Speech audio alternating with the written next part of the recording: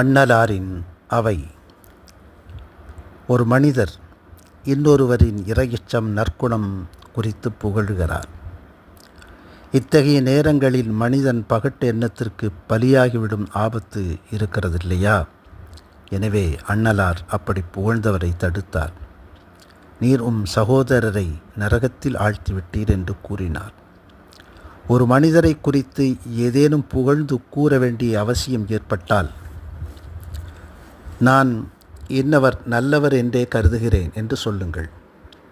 நான் நிச்சயம் இவரை இறைநேசராக கருதுகின்றேன் என்றோ, நிச்சயமாக இன்னார் சுவனவாசிதான் என்றோ நீங்கள் சொல்லாதீர்கள். அப்படி சொல்ல யாருக்கும் உரிமை இல்லை.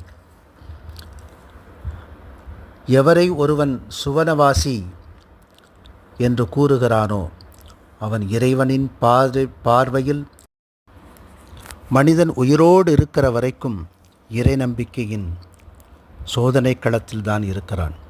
எனவே எவரையும் உறுதியாகச் சொல்லக்கூடாது என்று நபிகள் நாயகம் ஸல்லல்லாஹு அலைஹி வஸல்லம் அவர்கள் கூறினார்கள்.